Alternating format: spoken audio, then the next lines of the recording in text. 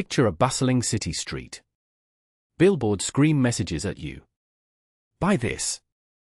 Vote for that. Stop, look, listen. Yet amidst this visual chaos, one type of advertisement is absent, at least in Europe. Political ads. Sound strange? It is. Imagine a rule that says to protect democracy, you must silence political ads. It feels backward. You're not alone in thinking that. The European Court of Human Rights wrestled with this very idea. They ruled on it. And yes, they upheld it. This legal twist is real. In a world awash with information, why block paid political adverts? Where's the sense in banning what seems like a democratic right? Let's dive into this paradox. We'll untangle why this contrarian logic might just make sense. Political ads bombard us, especially during election seasons. In the US, they're a staple. Billions spent every year. Yet in Europe, the TV screen remains free of these messages. The case that set this precedent was Animal Defenders International v United Kingdom. Back in 2013, the European Court of Human Rights made a landmark decision. A statutory ban on paid political advertising in broadcasting was upheld. Why? The court saw it as a protector of open debate. They argued it prevents wealthier voices from drowning out others. Think of it like a crowded party. If one person has a megaphone, they dominate. This ruling levels the playing field. This seems counterintuitive, right? But the goal was to foster genuine democratic discourse.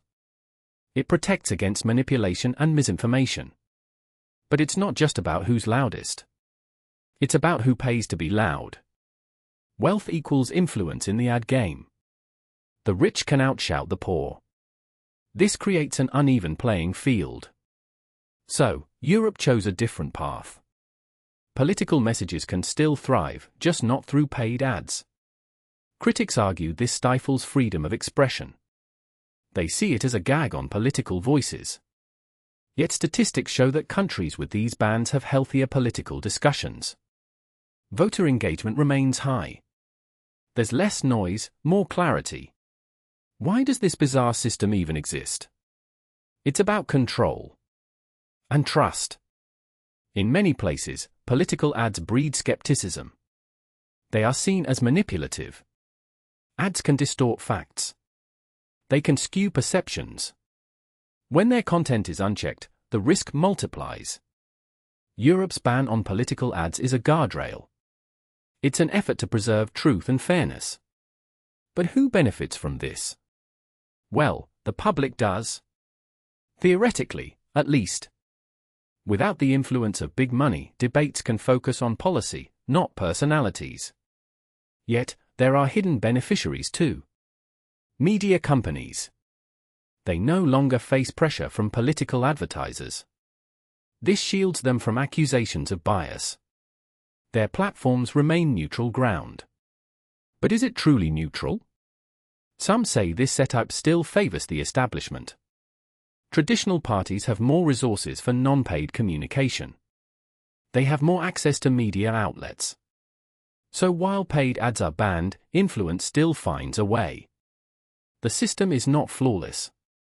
Critics argue it can freeze the political landscape. New parties struggle. They lack the funding to break through. The ban decreases their visibility. Consider Maria, a young activist in Spain. Her cause? Climate change. She has passion, vision, and no funds. In a place where political ads are allowed, she'd be invisible. But because of this ban, her voice has a fighting chance. She organizes events. Grassroots movements become her platform. Her message is heard because it isn't drowned out by wealthier voices. Maria's story is one of many. Citizens engage directly. Real debates happen. Political ads can distort, but they can also inspire. They can rally people. They should inform, not mislead. Yet, think about the voters. They deserve accurate information. Not polished sound bites. Not catchy jingles. This ban forces politicians to engage with voters. They must communicate directly and transparently. But the picture isn't all rosy. Some voters feel disconnected. Without ads, they miss out on quick insights into candidates. They feel uninformed. This disconnect can disenfranchise, too. So, where do we stand? Political ads are a complex beast. They have power. They can inform. But they can also deceive. The European model offers a controversial solution. It restricts the reach of big money. It demands integrity in political communication. We should aim for transparency. We need informed voters. Debate should be real, not bought. Upholding this ban isn't about silencing. It's about amplifying genuine voices. Change won't be easy. But it's necessary. We must find a balance. Allow free speech, but guard against misinformation. We can learn from Europe's model. We can refine it. Adapt it. Make it work for diverse democracies. Political ads need regulation. Not eradication. Let's invite transparency. Let's ensure fairness. The senseless part is not the ad ban. It is assuming money equals a fair debate.